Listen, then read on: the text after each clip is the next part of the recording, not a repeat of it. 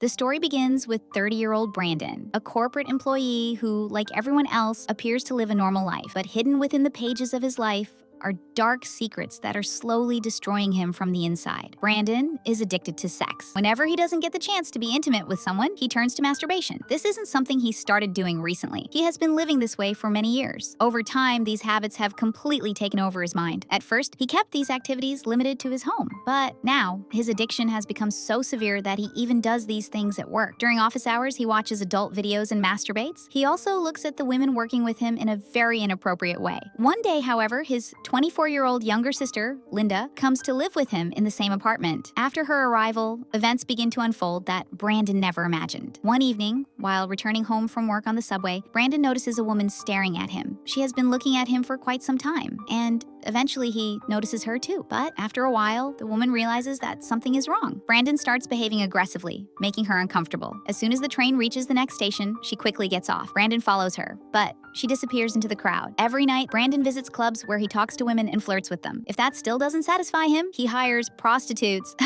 Even after all that, there are times when he still can't stop himself from masturbating. Every morning, before even brushing his teeth, he masturbates. Throughout the day, his mind remains consumed by sexual thoughts. This has become his daily routine. His boss, David, isn't just his manager. He's also one of his closest friends. They often go to clubs together after work. One day, after a meeting, the two of them visit one of New York's famous clubs. Soon, a few women approach their table and start talking to them. Among them is a beautiful banker named Kathleen. David assumes Kathleen is interested in him because she's talking to him a lot. But later, he realizes that she actually likes Brandon instead. Surprisingly, David isn't upset. He's happy for his friend. The truth is, despite Brandon's inner struggles, he has a charming personality. He speaks politely, behaves like a gentleman, and naturally attracts many women. Later that night, Brandon becomes intimate with Kathleen. When he finally returns home, he notices that the apartment door is already open. He immediately suspects that someone has broken in. He grabs a baseball bat and slowly walks inside. With every step he takes, he hears sounds coming from the bathroom. He realizes someone is in there. Without hesitation, he forces the bathroom door open. To his surprise, the person inside is his younger sister, Linda, who is taking a shower. Brandon is completely shocked to see her there. After she comes out, he asks why she suddenly came to his apartment. Linda explains that she had been trying to call him for a long time, but he never answered because Brandon believed answering her calls would interfere with his personal life. The next morning, Brandon wakes up and hears Linda crying in her room. Linda is a singer who lives in Los Angeles. Over the past few weeks, her life has completely fallen apart. She has suffered heavy financial losses and was forced to sell her house, her car, and almost everything she owned. That's why she has come to stay with Brandon until she can get back on her feet. But Brandon isn't happy about the idea of her staying for long. During breakfast, Linda politely asks if she can stay with him for a few days. Brandon refuses. He lies, saying the apartment has only one room and that he can't afford to support two people. Although this isn't true, he says it because he wants her to leave. But after thinking about it for a while, he finally changes his mind and agrees to let her stay. Linda is overjoyed. However, despite her smile, she is carrying deep emotional pain inside. We realize just how broken she is when they're at the subway station. She suddenly walks dangerously close to the edge of the platform, as if she's about to jump in front of the approaching train. Fortunately, Brandon quickly pulls her back. Afterward, they talk for a while, and both of them laugh, easing the tense moment. Later, Brandon arrives at work. There, a woman named Marianne speaks to him warmly. She has liked Brandon for a long time, but he has never really given her much attention. But deep inside, she is struggling with emotional pain. That becomes obvious one day when she stands dangerously close to the edge of a train platform, almost as if she's about to jump in front of an oncoming train. Brandon quickly pulls her back, and after talking for a while, the two of them laugh, easing the tension. Later, Brandon arrives at work, where a coworker named Marianne greets him warmly. She has liked him for a long time, but Brandon has never really shown much interest in her. That evening, Linda is scheduled to perform at a club. Brandon and his boss, David, both go to watch her sing. Linda's performance is so beautiful and emotional that it brings tears to Brandon's eyes. He knows everything she has been through. Her abusive boyfriend repeatedly assaulted her and even took away all of her money. Brandon has always known about her suffering, but he never truly talked to her or tried to help. After the performance, Linda joins Brandon and David at their table. David begins flirting with her, which makes Brandon visibly uncomfortable. However, he stays silent and doesn't say anything. Later, while riding home in a taxi, David and Linda begin kissing. Eventually, they become intimate at Brandon's apartment. Feeling disturbed and unable to stay there, Brandon leaves the apartment and goes out for a long walk. When he returns, David and Linda have already left. Brandon simply removes the bedsheet, lies down, and tries to sleep. A little later, Linda quietly comes back and lies down beside him. Brandon immediately wakes up, yells at her in anger, and orders her to leave the room. The next day at work, Brandon is furious with David. Although David is his friend, he is also his boss. So, Brandon keeps his feelings to himself. Meanwhile, Marianne talks to Brandon once again. Even this time, he doesn't show much interest, but deep down, he has started to like her as well. Later, Brandon returns home, but his mind keeps replaying the previous night. He can't stop thinking about how his closest friend could become involved with his own sister. The thought continues to haunt him. A few days later, Brandon and Marianne go out for dinner together. Marianne recently went through a divorce and wants to start a new chapter in her life. During dinner, Brandon opens up about himself. He tells her that the only family he has is his younger sister Linda, who is currently staying with him. He also proudly tells Marianne that Linda is an incredibly talented singer. The way he talks about Linda makes it clear how deeply he cares for her. After dinner, Brandon and Marianne go for a walk together. They enjoy each other's company, and for the first time in a long while, Brandon genuinely makes someone happy with his conversation. But unlike all his previous relationships, he doesn't take Marianne back to his apartment or go to hers. This is the first time he has chosen not to pursue a purely physical relationship. However,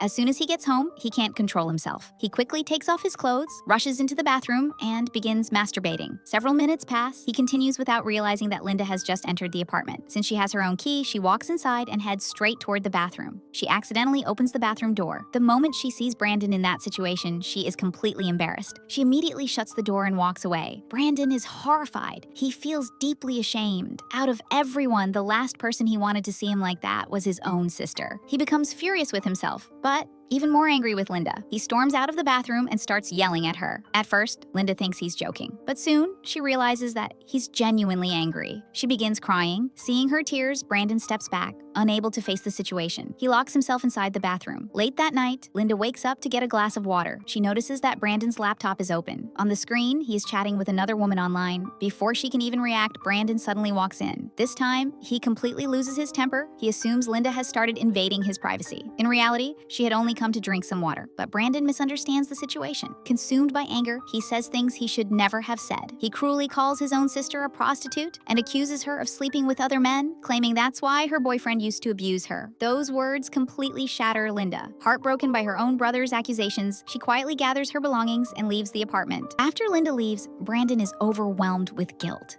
He realizes he should never have spoken to her that way. Instead of accepting responsibility for his own addiction, he had blamed someone who loved him the most. For the first time in years, Brandon begins to hate the person he has become. Determined to change, he throws away everything that feeds his addiction. He gets rid of his magazines, deletes everything, and even throws away his laptop, the very thing that constantly tempted him to fall back into his old habits. The next day, he meets Marianne again. This time, he kisses her, and later the two of them go to a hotel together. But before anything happens, Brandon secretly takes drugs. The drugs make him lose control of himself. He begins acting strangely, frightening Marianne. Unable to understand his behavior, she leaves the hotel. When Brandon finally regains consciousness, he falls right back into his old habits. He calls a prostitute and spends the night with her, convincing himself that this will satisfy the emptiness inside him. Later, when he returns home, Linda quietly comes and sits beside him. She apologizes for what happened and promises that she will never interfere in his personal life again. But Brandon is still filled with anger. He coldly tells her that he doesn't even know where she lives anymore, whether she has a place to stay,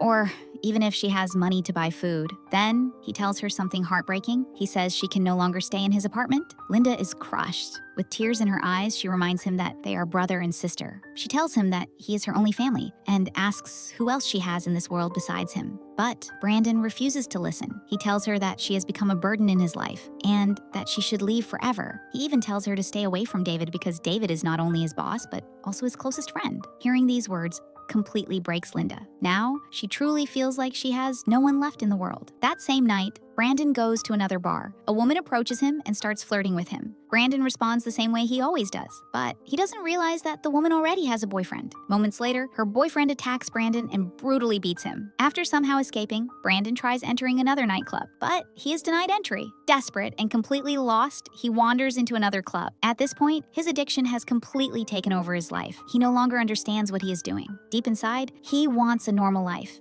He wants real love and genuine human connection, but his mind refuses to let him escape. His addiction controls every thought and every decision he makes. Meanwhile, Linda keeps calling him over and over again. Every single time, Brandon rejects her calls without answering. Around 5 o'clock the next morning, he goes home with 2 women. Even after spending time with them, he suddenly breaks down in tears. He realizes that none of it brings him happiness anymore. He leaves everything behind and walks away. On his way home, he learns that someone has committed suicide by jumping in front of a subway train. The news instantly fills him with fear. A terrible feeling takes over his heart. Without wasting another second, he runs toward his apartment as fast as he can. Breathing heavily, he rushes upstairs and repeatedly shouts Linda's name. There is no answer. Instead, he hears the sound of water dripping from the bathroom. He slowly opens the bathroom door. What he sees leaves him completely devastated. The water isn't coming from the faucet. It is Linda's blood. She has slit her wrists.